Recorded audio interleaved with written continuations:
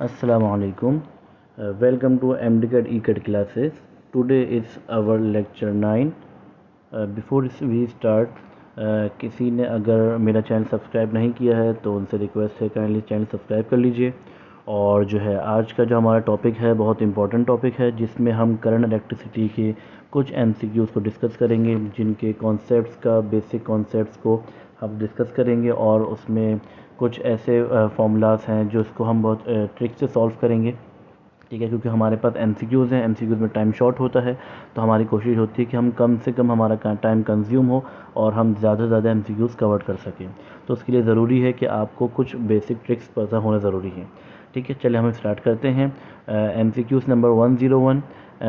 N immersion heater of 400 watts kept on 5 hours will consume electrical power of dash. ठीक है, आपके पास क्या है, यहाँ पर एक हीटर है जो 400 पावर उसकी वाट्स उसकी पावर है और 5 आवर्स तक जो है वो पावर कंज्यूम कर रहा है। ठीक है, तो पूछा ही गया बताइए उसकी एनर्जी क्या कितनी होगी, उसकी एनर्जी हमने वो एनर्जी यहाँ पर मालूम करनी है। ठीक है, तो आपके पास देखें बहुत ही सिंपल सा फॉर्मूला है पावर का। Power is equals to work upon time, यानी कि हम वर्क की जगह पे एनर्जी अपॉन टाइम लिख देते हैं। टाइम डिवाइड में है, यहाँ ले जाएंगे तो मल्टीप्लाई हो जाएगा। Energy is equals to power into time. ठीक है, पावर कितनी है 400 है और टाइम कितना है 5 आवर है, तो आपके पास एनर्जी आ जाएगी कितनी 2000 वाट आवर। ठीक है, ये एनर्जी आ जाएगी। अब हमें पता है आंसर किलोवाट में दिए हुए हैं, तो हम यहाँ पे 2000 मतलब 2000 की जगह किलो वाट आवर, तो ये हमारे पास क्या है, ये आपका आंसर है। तो यहाँ पर हम इसको देख लेते हैं आंसर कौन सा है। तो आंसर ए यानी कि A option is correct. Number 102। Resistance of an ideal insulator. Ideal insulator से मुराद क्या होता है, एक ऐसा इंसुलेटर का काम ये होता है कि वो जो है करंट को रोकता है। ठीक है, करंट को पास नहीं होने देता। कंडक्टर जो है वो करंट को पास करवाता है, इंसुलेटर करंट को रोकता है। तो याद रखिएगा सबसे अच्छा इंसुलेटर वही होगा जो आइडियल होगा। आइडियल मतलब परफेक्ट, जो किसी बिल्कुल मुकम्मल करंट को रोक ले। वो वहाँ पर जब करंट को कौन रोकता है, रेजिस्टेंस। तो रेजिस्टेंस जितनी मैक्सिमम होगी उतना ही ज़्यादा आइडियल इंसुलेटर बनेगा। तो यहाँ पर हम आंसर आएगा इनफाइनाइट, मतलब मैक्सिमम जो है वो रेजिस्टेंस यहाँ पर जो है वो होनी चाहिए, जब जाके वो आइडियल इंसुलेटर कहलाएगा। 103। Reciprocal of resistivity is called. देखिए रेजिस्टिविटी का मतलब क्या होता है, आपको पता है कि रेजिस्टेंस के फॉर्मूले हम लोग जो है वो निकालते हैं रेजिस्टिविटी। तो रेजिस्टिविटी जो है वो बेसिकली रेजिस्टेंस के ऊपर डिपेंड करती है। ठीक है, जितनी ज़्यादा रेजिस्टेंस होगी उतनी ज़्यादा रेजिस्टिविटी होगी। तो रेजिस्टिविटी का रेसिप्रोकल क्या है, कंडक्टिविटी। ठीक है, तो जब हम ओम्स लॉ ड्राइव करते हैं तो इसमें लिखते हैं I is directly proportional to voltage. ठीक है, प्रोपोर्शनल की जगह हम के लगाते हैं। के जो है वो क्या है, कंडक्टिविटी है, उसका रेसिप्रोकल रेजिस्टिविटी बनती है। ठीक है, तो यहाँ पर जो है हमारे पास ऑप्शन सी इज़ करेक्ट। 104 क्या है हमारे पास, circuit which gives continuously varying potential scot, यानी कि जिसमें हमारे पास पोटेंशियल में वेरिएशन आ जाए। हम वेरिएशन के लिए हम इस्तेमाल करते हैं पोटेंशियल डिवाइडर। वो पोटेंशियल डिवाइडर क्या करता है, वोल्टेज में वेरिएशन लेकर आता है, तो इसलिए हम यहाँ पर उसको यूज़ करते हैं। 105। There are 3 bulbs of 60 watt 100 watt and 200 watt. Which bulb has thickest filament. देखिए जितनी ज़्यादा पावर होगी, फॉर एग्जांपल मैं आपको 60 वाट मतलब हमारे पास 3 बल्ब हैं, 60 100 एंड 200। 60 वाट की बल्ब की पावर कम है तो यहाँ पर हम जो है वो थिन वायर यूज़ कर सकते हैं। 100 वाट में उससे ज़्यादा थोड़ा सा थिक यूज़ करेंगे और 200 में और थिक वायर यूज़ करेंगे।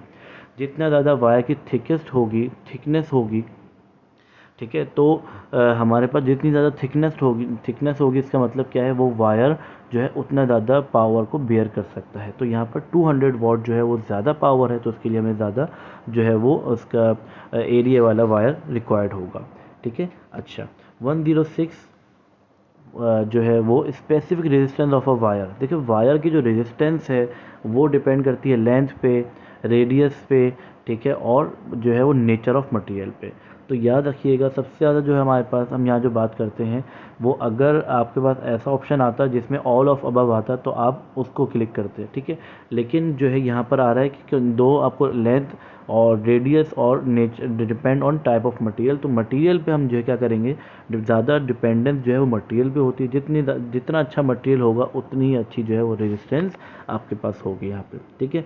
107 in the following figure the terminal potential is, sorry यहाँ पर मेरा फिगर मेंशन नहीं हुई भी, फिगर मैंने मेंशन नहीं करी, तो ये है कि इसे अभी हम रहने देते हैं, बाद में देखेंगे इसे, ठीक है। 108 which one of the following material is useful for making bulb filaments.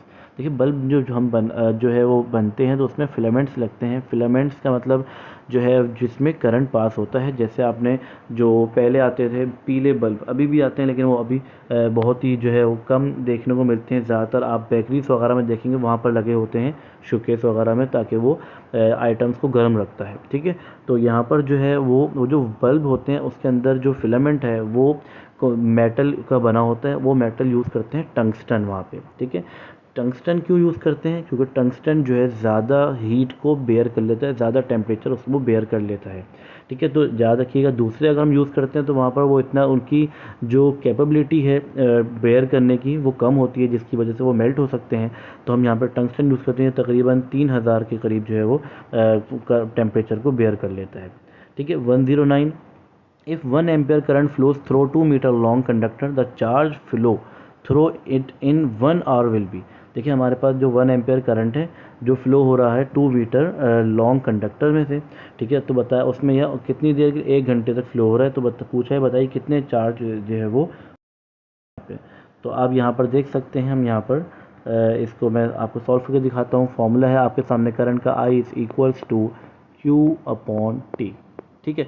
T divide में है, यहाँ ले जाऊँ मल्टीप्लाई हो जाएगा, तो Q is equals to IT हो जाएगा हमारे पास। फिर आपको पता है I कितना है, 1 एम्पेयर है, टाइम जो है वो कितना है 1 आवर, 1 आवर के अंदर कितने 3600 सेकेंड्स होते हैं। तो यहाँ पे जो बन जाएगा आपका आंसर 36 कूलम आपका जो है वो करेक्ट आंसर हो जाएगा, ठीक है। तो अब यहाँ पर हम इसको करेक्ट आंसर है A।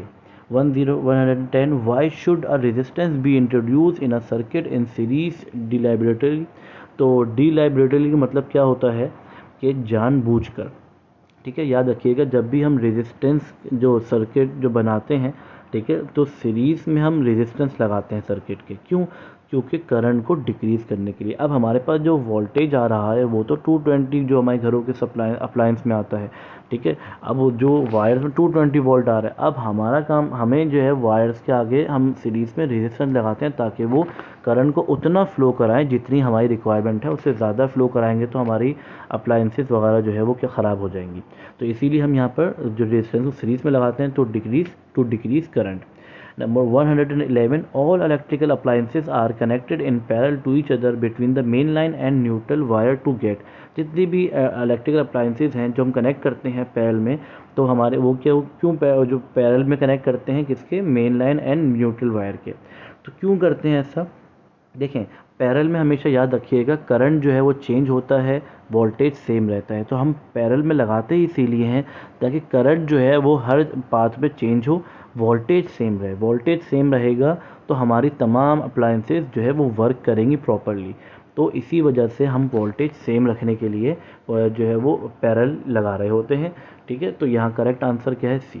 Number 112 resistance of a conductor depends upon, nature of conductor पे भी डिपेंड करता है, डायमेंशन ऑफ कंडक्टर, डायमेंशन में क्या, लेंथ, एरिया आ जाते हैं।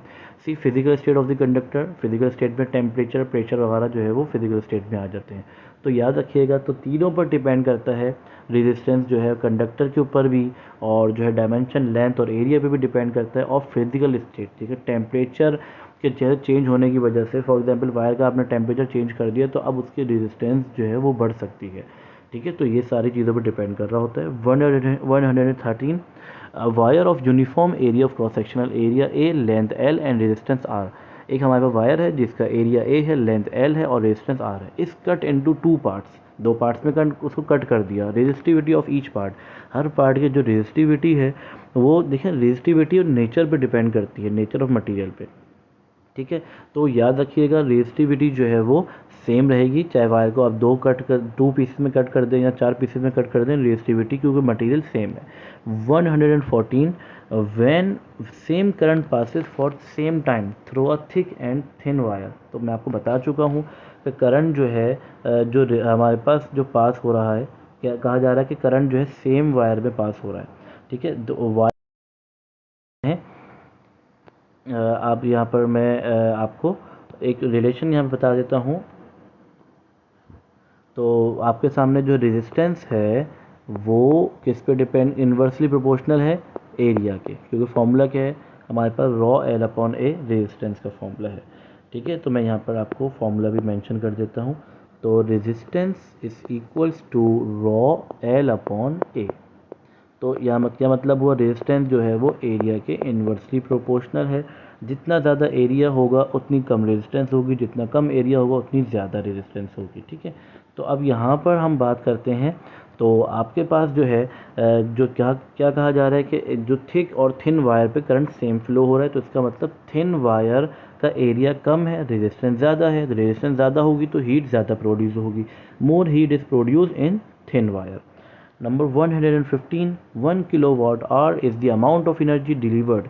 1 kilowatt hour जो है हमें पूछा गया है कि 1 किलोवाट आवर जो है वो is the amount of energy, ये एनर्जी है, ठीक है। तो डिलीवर्ड ड्यूरिंग कितने टाइम तक होती जो है उसकी ड्यूरेशन है, तो हमारे पास 1 सेकेंड, 1 डे, 1 मिनट, 1 आवर। तो 1 आवर किलोवाट आवर जो है वो 1 आवर इसकी ड्यूरेशन है, ठीक है, डिलीवर्ड की ड्यूरेशन है। तो हमारे पास करेक्ट आंसर है 1 आवर। तो आज इसको हम यहीं तक रख लेते हैं। तो बाकी इंशाल्लाह अगले मज़ीद और मैं इसकी वीडियोस अपलोड करूँगा लेक्चर्स की, तो जो है वो आप उसको भी देखिएगा, ठीक है। बाकी इसमें कोई प्रॉब्लम है MCQs में तो मुझसे पूछिएगा, कमेंट बॉक्स से पूछ सकते हैं। मेरा जितना कोशिश होगी जितना जल्दी हो सके मैं आपको जवाब दे सकूं। अगर आपको वीडियो पसंद है तो ज़रूर लाइक कीजिएगा और शेयर कीजिएगा ताकि इससे ज़्यादा से ज़्यादा लोगों को फ़ायदा पहुँचे। अल्लाह हाफिज़।